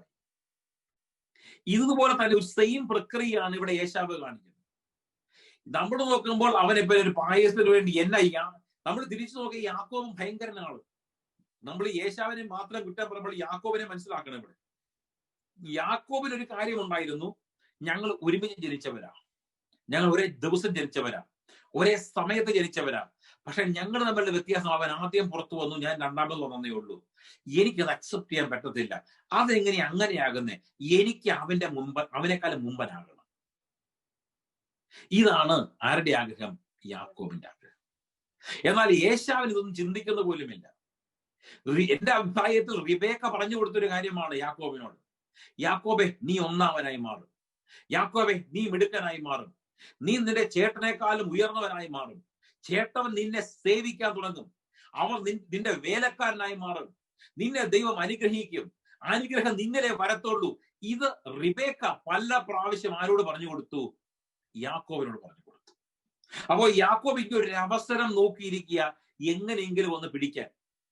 മറ്റൊരു കാര്യം മനസ്സിലാക്കണം, ഇവര് തമ്മിൽ ആത്മാർത്ഥമായ ഒരു സ്നേഹമുണ്ടായിരുന്നുവെങ്കിൽ ഒരിക്കലും യാക്കോബ് ഏശാവിനോട് പായസം ചോദിക്കാൻ പോലും അനുവദിക്കുന്നതിന് മുമ്പ് കൊടുക്കുകയും ചെയ്യും, ജ്യേഷ്ഠാവകാശത്തോട് ചോദിക്കത്തുമില്ല. ഇവര് തമ്മിൽ ഓൾറെഡി ഭയങ്കരമായ ഒരു മാറ്റം ഉണ്ടായിരുന്നു. ഭവനത്തിനുള്ളിൽ തന്നെ അമ്മയുടെ മകൻ അപ്പന്റെ മകൻ എന്നുള്ള ഭയങ്കരമായ വ്യത്യാസം ഉണ്ടായിരുന്നു. ഭവനത്തിനുള്ളിൽ തന്നെ രണ്ട് ചേരിയായിട്ട് ഇവർ തിരിഞ്ഞിട്ടുണ്ടായിരുന്നു ഓൾറെഡി തന്നെ. അതുകൊണ്ടാണ് യഹോവയായ ദൈവം പറഞ്ഞത്, ഇവർ ഗർഭത്തിൽ നിന്ന് പുറത്തു വരുമ്പോൾ തന്നെ ഇവർ മാറിപ്പോകും, ഇവർ തമ്മിൽ ബന്ധം ഉണ്ടാകത്തില്ല എന്ന് യഹോവയായ ദൈവം പറയാൻ കാരണം അതാണ്. അങ്ങനെ ഏശാവ് പറഞ്ഞത് ഇപ്രകാരമാണ് പറഞ്ഞത്, ഞാൻ മരിക്കേണ്ടി വരുമല്ലോ, ഈ ജ്യേഷ്ഠാവകാശം എനിക്ക് എന്തിന് എന്ന് പറഞ്ഞു. ഞാൻ മരിക്കേണ്ടി വരുമല്ലോ, ഈ ജ്യേഷ്ഠാവകാശം എനിക്ക് എന്തിന്? നാം മനസ്സിലാക്കണം, നമ്മുടെ അഭിമാനം എന്ന് പറയുന്നത് മരണത്തെക്കാളും പ്രാധാന്യമുള്ളത്. നമ്മുടെ അവകാശം എന്ന് പറയുന്നത് മരണത്തെക്കാളും പ്രാധാന്യമുള്ളതാണ് നമ്മുടെ അവകാശം. ആ അവകാശത്തെയാണ് ഏശാവ് വേണ്ട എന്ന് വെക്കുന്നത്. അപ്പോൾ ദൈവം അവന് കൊടുത്ത ഒരു അവകാശമാണ്. അവൻ ആദ്യമായി ജനിച്ചത് അവന്റെ ഒരു അനുഗ്രഹമായിരുന്നു അത്. എന്നാൽ ഇവിടെ പായസത്തിന് വേണ്ടി അവൻ പറയുകയാണ്, എനിക്ക് വേണ്ട. ഈ ജൈവകാഷ്ഠകാശം എനിക്ക് എന്തിനെന്ന് പറഞ്ഞു. ഇന്ന് എന്നോട് സത്യം ചെയ്യുക എന്ന് യാക്കോബ് പറഞ്ഞു. അവനോട് സത്യം ചെയ്തു. തന്റെ ജ്യേഷ്ഠാവകാശം യാക്കോബിന് വിറ്റു. അപ്പോൾ ഇത് എങ്ങനെയാണ് സത്യം ചെയ്തത്? നമ്മൾ പലപ്പോഴും പറയുമ്പോ സത്യം ചെയ്തു, യാക്കോബെ ഞാൻ സത്യം പറയുക, നീ അങ്ങ് എടുത്തു, എനിക്ക് ജ്യേഷ്ഠാവകാശം പായസം താറാവേ എന്ന് പറഞ്ഞു. അങ്ങനെയല്ല. സത്യം പറഞ്ഞു കഴിഞ്ഞാൽ അത് നമ്മൾ യഥാർത്ഥത്തിൽ വായിച്ചു പഠിക്കുമ്പോൾ നമുക്ക് മനസ്സിലാകുന്ന ഒരു കാര്യം ഇങ്ങനെയല്ലത്. ഈ സത്യം ചെയ്ത് ടോട്ടലി ഡിഫറെന്റ് ഒരു രീതിയായിരുന്നു. യാക്കോബ് ഏശാവിനോട് പറഞ്ഞു, ഞാൻ ഈ പായസം നിനക്ക് തരാം, ഈ പായസം ഞാൻ നിനക്ക് വിൽക്കുക, ഞാൻ നിനക്ക് വിൽക്കുമ്പോൾ നീ നിന്റെ ജ്യേഷ്ഠാവകാശം എനിക്ക് വിൽക്കുക. അപ്പോൾ അവർ ഏകദേശം പറഞ്ഞ രീതികൾ ഇങ്ങനെയാണ്. യാക്കോബ് പറഞ്ഞു കൊടുത്തു, ഏശാവ് അനുസരിച്ചു. യാക്കോബ് എന്ത് പറഞ്ഞു കൊടുത്തുവോ അത് ഏശാവ് പറഞ്ഞു. ഏശാവ് എന്ന ഞാൻ, യാക്കോബ് ആകുന്ന നിനക്ക്, ഞാൻ എന്റെ അപ്പന്റെ അമ്മയുടെ മൂത്ത മകനായി ജനിച്ചു എന്നുള്ള അവകാശം, ജ്യേഷ്ഠതയുടെ അവകാശം, നിന്നിൽ നിന്ന് ഈ ചുമല പായസം മേടിച്ചിട്ട് എന്റെ ജ്യേഷ്ഠൻ എന്നുള്ള അവകാശം ഞാൻ നിന്നിലേക്ക് തരികയാണ്. ഇന്ന് മുതൽ ഞാനല്ല ജ്യേഷ്ഠൻ, ഇന്ന് മുതൽ യാക്കോബെ നീ ആ ജ്യേഷ്ഠൻ, ഞാൻ നിന്റെ അനിയനായിരിക്കും. അതിന് നമ്മുടെ മുമ്പിൽ യഹോവ സാക്ഷി, അതിന് പ്രത്യുപകാരമായി, അതിന് വിലയായി ഞാൻ നിന്നിൽ നിന്നും ഈ പായസം വാങ്ങുന്നു. ഇതുപോലത്തെ ഒരു എഗ്രിമെന്റ് ആണ് അവർ തമ്മിൽ സംഭവിച്ചത്. അതല്ല നമ്മൾ ഉദ്ദേശിക്കുന്നത് അവിടെ ചെന്ന പായസം തന്നേ, പായസം തന്നു, മേടിച്ചു കുടിച്ചു. ഇത് നോ, ഇത് യഹോവയായ ദൈവത്തിന്റെ മുൻപിൽ വെച്ച് യേശാവ് വിളിച്ചു പറഞ്ഞ ഒരു സത്യസന്ധ ഹൃദയത്തിൽ നിന്ന് പറഞ്ഞ ഒരു തീരുമാനമായിരുന്നു, ഒരു ഉടമ്പടിയായിരുന്നു യാക്കോബുമായിട്ട്. അങ്ങനെ ഒരു ഉടമ്പടിയിലേക്കാണ് യാക്കോബ് യേശാവിനെ കൊണ്ടുവന്നത്. പലപ്പോഴും നാം സ്നേഹിക്കുന്നവർക്കെതിരായിട്ട് പോലും നമ്മളെ കൊണ്ട് പറയിപ്പിക്കുക എന്നുള്ളതാണ് സാത്താന്റെ സംഭവം. അതുകൊണ്ടാണ് നമ്മൾ പോലും അറിയാം നമ്മൾ യേശുവിനെതിരായിട്ട് പലരെ കൊണ്ട് പറയിപ്പിക്കുന്നത്. നമ്മൾ പോലും അറിയത്തില്ല, നമ്മുടെ നാവിനെ കൊണ്ട് അവൻ യേശുവിനെതിരായിട്ട് പറയിപ്പിക്കും. എന്തിനാ? അവൻ നിങ്ങൾക്കൊക്കെ ഓരോ ചെറിയ കാര്യം അവിടെ എവിടെയൊക്കെ തരുമ്പോൾ നമ്മൾ ഒന്നും അറിയാതെ യേശുവിനെതിരായിട്ട് പറയിപ്പിക്കാൻ ശ്രമിക്കും. എന്തുകൊണ്ടാണെന്ന് അറിയാമോ? അങ്ങനെ പറഞ്ഞ് നിന്നെ അവന്റെ പുത്രത്വത്തിൽ നിന്ന് മാറ്റുവാൻ, ദൈവത്തിന്റെ കരുണയിൽ നിന്ന് മാറ്റുവാൻ ശ്രമിക്കും. പലപ്പോഴും നമ്മുടെ പല കുട്ടികളും വളർന്നു വരുമ്പോൾ അവരുടെ കൂട്ടുകാരൊക്കെ ഇടയ്ക്ക് പോകുമ്പോൾ കൂട്ടുകാരൊന്നും വിശ്വാസികളായിരിക്കത്തില്ല. അപ്പൊ അവര് പലപ്പോഴും എത്തീസ്റ്റും പലയിടത്തും വിശ്വസിക്കുന്നവരൊക്കെ ആയിരിക്കും. നമ്മുടെ കുട്ടികളോട് സംസാരിക്കുമ്പോൾ നിങ്ങൾ അങ്ങനെയാണ് ഇങ്ങനെയാണ്, ഓ എനിക്ക് അങ്ങനൊന്നും ഇല്ലെന്ന്, എനിക്ക് അങ്ങനെ വിശ്വാസങ്ങളൊന്നും ഇല്ല. ഇപ്പൊ ആരെ ആരാധിച്ചാലും ഇപ്പൊ എന്നാ, പള്ളി പോയാൽ പോലെ എവിടെങ്കിലും പോയാലും ഇപ്പൊ എന്നാ, നമ്മൾ എന്തിനാ മറ്റുള്ളവരൊന്ന് സുഖിപ്പിക്കാൻ വേണ്ടി പറയും. അവിടെ വെച്ച് സത്യത്തിൽ നമ്മളെ തകർത്ത് കളയുന്നത് നമ്മളും കർത്താവും തമ്മിലുള്ള ബന്ധമാണ്. അത് കർത്താവ് നമ്മൾ ആഗ്രഹിക്കുന്നില്ല. മരിച്ചു വീണാൽ മരിച്ചു വീണെന്നേ ഉള്ളൂ, എന്റെ കർത്താവുമായിട്ടുള്ള അവകാശത്തെ ഞാൻ കളയത്തില്ല എന്ന് പറയുന്നവനെ കർത്താവ് സ്നേഹിക്കുന്നത്. അതുപോലെ നിങ്ങളെ സ്നേഹിക്കുന്ന ഒരു വ്യക്തിയെ നിങ്ങൾ തള്ളി പറയരുത്. നിങ്ങൾ ആ വ്യക്തിയുടെ കൂടെ നിന്ന് സപ്പോർട്ട് ചെയ്യണം. കർത്താവ് നിങ്ങളെ കുറിച്ച് ആഗ്രഹിക്കുന്നു. അങ്ങനെ യാക്കോബ് യേശാവിന് അപ്പവും പയർ കൊണ്ടുള്ള പായസവും കുടിച്ചു. അവൻ ഭക്ഷിച്ച് പാനം ചെയ്തു, എഴുന്നേറ്റ് പോയി. യേശാവിന് പ്രത്യേകിച്ചൊന്നും തോന്നിയില്ല. യേശാവ് പറഞ്ഞു, ഓ രക്ഷപ്പെട്ടു, ജ്യേഷ്ഠാവകാശം ഇന്നാ പിടിച്ചു, ഞാൻ എന്താ പറയണമെന്ന് പറഞ്ഞാൽ മതി. ആ യഹോവയുടെ നാമത്തിൽ യേശാവ് എന്ന ഞാൻ യാക്കോബ് നിന്നോട് ഇന്ന് ഈ പായസം നിന്നിൽ നിന്ന് വിലയായി മേടിച്ചുകൊണ്ട് സത്യം ചെയ്യുന്നു എന്ന് പറഞ്ഞ് സത്യം ചെയ്തു കൊടുത്തു. അതിനുശേഷം പുള്ളി പറഞ്ഞു, ഏതായാലും സത്യം ചെയ്തല്ലേ, കുറച്ചുകൂടെ തന്നേക്കാൻ പറഞ്ഞു. അങ്ങനെ കലത്തിന്റെ അടിവരെ വടിച്ച് മിക്കവാറും അന്ന് യേശാവ് അത് പായസം കുടിച്ചു കാണും. ഉണ്ടായിരുന്ന അപ്പം മുഴുവൻ തിന്നും കാണും. അവൻ ഭക്ഷിച്ച് പാനം ചെയ്തു, എഴുന്നേറ്റ് പോയി. ഇങ്ങനെ യേശാവ് ജ്യേഷ്ഠാവകാശത്തെ അലക്ഷ്യമാക്കി കളഞ്ഞു. He despised his birthright എന്നാ പറയുന്നത്. He despised his birthright. എങ്ങനെയാ? Thus Esau despised his birthright. അവന്റെ ജ്യേഷ്ഠാവകാശത്തെ വലിച്ച് എറിഞ്ഞു കളഞ്ഞു. അവന്റെ ജ്യേഷ്ഠാവകാശത്തെ നിലത്തിട്ട് ചവിട്ടിക്കളഞ്ഞു. അവന്റെ ജ്യേഷ്ഠാവകാശത്തിന് ഒരു പ്രാധാന്യവും കൊടുത്തില്ല. അവൻ ചപ്പും ചവറും എന്ന പോലെ അവന്റെ ജ്യേഷ്ഠാവകാശത്തെ എറിഞ്ഞു കളഞ്ഞു എന്നുള്ളതാണ് ഡിസ്പൈസ് എന്നുള്ളതിന്റെ അർത്ഥം ഇവിടെ. He despised his birth. അവന് ഉപേക്ഷയായി വിചാരിച്ചു അവന്റെ ജന്മാവകാശത്തെ. അപ്പോ ഇവിടെ കൂടെ നമ്മൾ നിർത്തുക എന്നത്. ഇത് നാം മനസ്സിലാക്കേണ്ട പ്രധാനപ്പെട്ട കാര്യം, നമ്മൾ പലപ്പോഴും പറയും ഈ യാക്കോബ് യേശാവിനോട് കാണിച്ചത് ഭന്നതര കാണിച്ചത്, ഇങ്ങനൊന്നും കാണിക്കരുത്, ഒരു കുടുംബത്തിൽ കൊള്ളാവുന്ന പരിപാടിയാണ് കാണിക്കുന്നത്, ഇങ്ങനെ കാണിക്കാവോ എന്ന് നമ്മൾ ചോദിക്കും.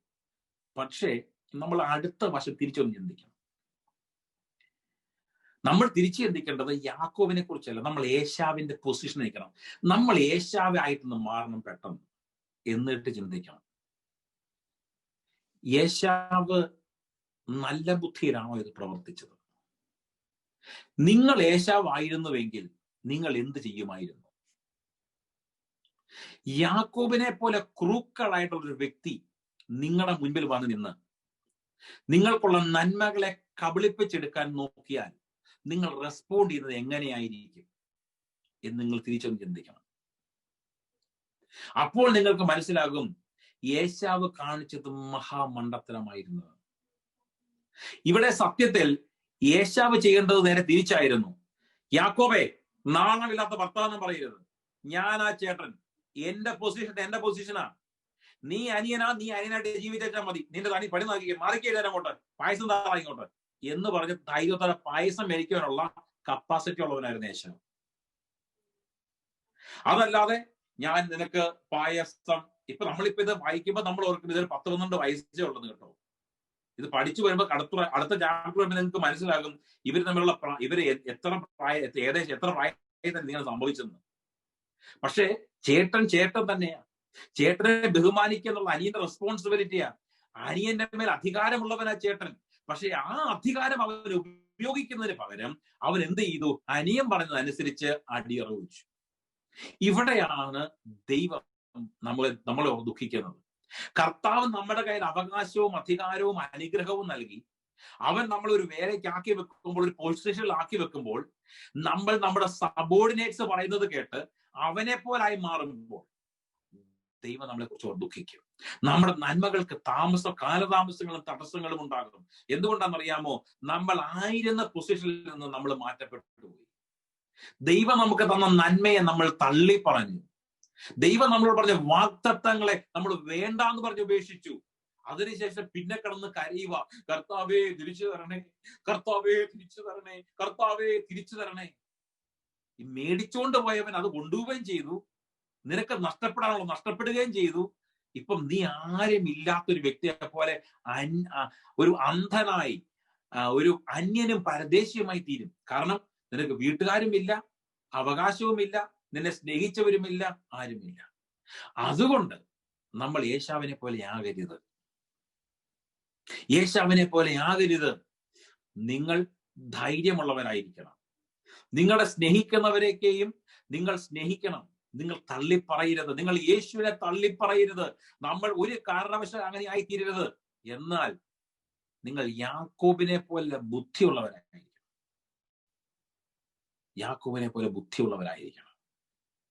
കുബുദ്ധി വേണം, വക്രബുദ്ധി വേണമെന്നല്ല ഞാൻ പറഞ്ഞു. ഒരു കാര്യം കൂടെ പറയാം, എന്നിട്ട് നമുക്ക് നിർത്താം. ഈ ഏശാവ് യാക്കോബ് ഇതെല്ലാം കാണിച്ചു. നമ്മൾ അടുത്ത ചാപ്റ്റർ മുതൽ നമ്മൾ നോക്കുന്നതായിരിക്കും. ഈ യാക്കോബ് ഈ ഉപായമെല്ലാം കാണിച്ചു. എന്നിട്ടും ദൈവം അവനെ വെറുത്തോ? ദൈവം അവനെ തല്ലിയോ? ദൈവം അവനെ നശിപ്പിച്ചോ? ദൈവം അവനെതിരായിട്ട് സംസാരിച്ചോ? ദൈവം അവനെ ഓടിച്ചു കളഞ്ഞോ? ഒന്നും ചെയ്തില്ല. ദൈവം അവനെ സ്നേഹിച്ചു. ഒന്ന് ഓർത്തു നോക്കിക്കേ. നമ്മളാണെങ്കിൽ പറയും, ഇനിയേ യാക്കോബിന്റെ കാര്യം പോക്കാം, യാക്കോബ് തീരും, അവൻ പണി കണ്ടോ എന്ന് പറഞ്ഞു. നോ, അവിടെയും ദൈവം യാക്കോബിനെ സ്നേഹിച്ചു. നമ്മൾ ഓർക്കും, യാക്കോബിനെ എന്തുകൊണ്ട് ദൈവം സ്നേഹിച്ചു? എന്തുകൊണ്ട് ഏശാവിനെ ദ്വേഷിച്ചു? കാരണം ഏശാവ് മൂഢത്തരമാ കാണിച്ചത്, മടയത്തരമാ കാണിച്ചത്, മണ്ടത്തരമാ കാണിച്ചത്.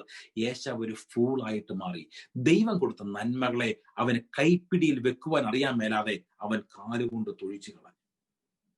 എന്നാൽ മറ്റൊരുത്തൻ എനിക്ക് ദൈവത്തിന്റെ നന്മ വേണം എന്ന് പറഞ്ഞ് ആ നന്മ പിടിച്ചു മേടിക്കുവാൻ വേണ്ടി തയ്യാറായി അതിനുവേണ്ടി പരിശ്രമിച്ചു. ഇവിടെയാണ് നാം മനസ്സിലാക്കേണ്ടത്. കർത്താവ് നോക്കുന്നത് എല്ലാം ഉപേക്ഷിച്ച് വേണ്ട എന്നും പറഞ്ഞ ഓടിപ്പോകുന്നവരെ അല്ല. വിശുദ്ധിക്ക് വേണ്ടി ആണെങ്കിലും ഞങ്ങൾ നിൽക്കും, ഞങ്ങൾ തെറ്റിലേക്ക് പോകത്തില്ല എന്ന് പറയുന്നവരെ, ഞാൻ ഒരു കാരണവശാലും കർത്താവിനെ തള്ളിപ്പറയത്തില്ല എന്ന് പറയുന്നവരെ, അങ്ങനെയുള്ളവരെ കർത്താവിന് വേണ്ട. അതല്ലാതെ ഈ ചെറിയ പായസത്തിന് വേണ്ടി ഉള്ള നന്മകളും അനുഗ്രഹങ്ങളും കളഞ്ഞ് ഇച്ചിരി നേരത്തെ സന്തോഷത്തിന് വേണ്ടി ജീവിതം കൊണ്ട് വിറ്റതിന് ശേഷം കർത്താവേ വീണ്ടും വന്നിട്ടുണ്ട് എന്ന് പറയുവാനല്ല കർത്താവ് നമ്മളെ കുറിച്ച് ആഗ്രഹിക്കുന്നത്. കർത്താവ് ആഗ്രഹിക്കുന്ന നിങ്ങൾ സ്ട്രോങ് ആയിട്ട് കർത്താവായിട്ട് നിൽക്കണം. നമുക്ക് നമ്മുടെ തലകളെ വണക്കാം. നമുക്കൊരു നിമിഷം കർത്താവിന്റെ മുഖത്തേക്ക് നോക്കാം. Thank you Jesus, thank you Lord. നല്ല പിതാവേ, അങ്ങയുടെ കാര്യങ്ങളിലേക്ക് ഇന്ന് വന്ന എല്ലാ വ്യക്തികളെയും കുടുംബമായി വ്യക്തിപരമായി സമർപ്പിക്കുന്നു. എല്ലാവരെയും അങ്ങ് അനുഗ്രഹിച്ച, ഇന്ന് വരുവാൻ സാധിക്കാതെ പോയവരെ അങ്ങ് കാണുന്നു. അവരായിരിക്കുന്ന സ്ഥലങ്ങളിൽ അങ്ങ് അവരെയും കാത്തുകൊള്ളണമേ എന്ന് പ്രാർത്ഥിക്കുന്നു. ഈ സമയം അങ്ങയുടെ കരങ്ങളിലേക്ക് ഞങ്ങൾ ഓരോരുത്തരെ സമ്പൂർണ്ണമായി താഴ്ത്തിയേൽപ്പിക്കുക. അങ്ങ് ഞങ്ങളെ അനുഗ്രഹിച്ച് ഞങ്ങളുടെ കൂടെ ഇരുന്ന് അങ്ങ് ഞങ്ങളെ സഹായിച്ച് മാനിച്ച് വഴി നടത്തുന്ന അങ്ങയുടെ വലിയ കൃപയ്ക്കായി നന്ദി. ഇന്ന് കേട്ട വചനത്തെ അങ്ങയുടെ കരങ്ങളിലേക്ക് ഏൽപ്പിക്കുക. കർത്താവ്, ഞങ്ങളെ ഏശാവിനെ പോലെ എല്ലാ നന്മകളും നഷ്ടപ്പെടുത്തി കളയുന്നതായിട്ടല്ല, കർത്താവെ യാക്കോബിനെ പോലെ കർത്താവെ അങ്ങ് തന്നിരിക്കുന്ന വിവേകവും ബുദ്ധിയും ഉപയോഗിച്ച് അങ്ങ് തന്ന നന്മകളെ പ്രാപിച്ചെടുക്കുവാൻ അങ്ങ് ഞാൻ കൃപ നൽകണമേ. കർത്താവെ, അങ്ങയുടെ കരങ്ങളിലേക്ക് ഏൽപ്പിക്കുന്നു. ഇതിനകത്ത് ആരെങ്കിലും രോഗത്താൽ ഭാരപ്പെടുന്നുവെങ്കിൽ അവരെ രോഗത്തെ യേശുവിന്റെ നാമത്തിൽ ശാസിക്കുന്നു. സാമ്പത്തിക ബുദ്ധിമുട്ട് അനുഭവിക്കുന്നവരുടെ സാമ്പത്തിക ബുദ്ധിമുട്ടുകൾ മാറിപ്പോകട്ടെ. മാനസിക ബുദ്ധിമുട്ടുള്ളവരുടെ മാനസിക ബുദ്ധിമുട്ടുകൾ മാറട്ടെ. കുടുംബത്തിൽ സമാധാനമില്ലാതെ ഭാരപ്പെടുന്ന കുടുംബങ്ങളിൽ സമാധാനം ഉണ്ടാകട്ടെ. ജോലി കാര്യങ്ങൾ അനുഗ്രഹിക്കപ്പെടട്ടെ. വിസ കാര്യങ്ങൾ അനുഗ്രഹിക്കപ്പെടട്ടെ. വിദ്യാഭ്യാസം അനുഗ്രഹിക്കപ്പെടട്ടെ. ആരോഗ്യവും ബലവും ശക്തിയും കൊടുക്കണം. കാലിന് വേദനയുള്ളവർ, നീരുള്ളവർ, കാലിന് പൊട്ടലുള്ളവർ, തലവേദനയുള്ളവർ, നടുവേദനയുള്ളവർ, കർത്താവെ സന്ധിവാദമുള്ളവർ, അങ്ങനെ പല ആളുകളുണ്ട്. അവരൊക്കെയും യേശുവിന്റെ നാമത്തിൽ അനുഗ്രഹിച്ച് പ്രാർത്ഥിക്കുന്നു. അവരുടെ രോഗത്തെ ശാസിക്കുന്നു. അത് വിട്ടുമാറട്ടെന്ന് കൽപ്പിക്കുന്നു. അങ്ങനെ കാര്യങ്ങളിലേക്ക് ഏൽപ്പിക്കുന്നു. പ്രാർത്ഥന കേട്ട കൃപയ്ക്കായി നന്ദി. അത് ഞങ്ങൾക്ക് വേണ്ടി ജീവൻ വെച്ച ക്രിസ്തയേശുവിൻ നാമത്തിൽ തന്നെ ഞങ്ങളുടെ നല്ല സ്വർഗീയ പിതാവേ, ആമേൻ.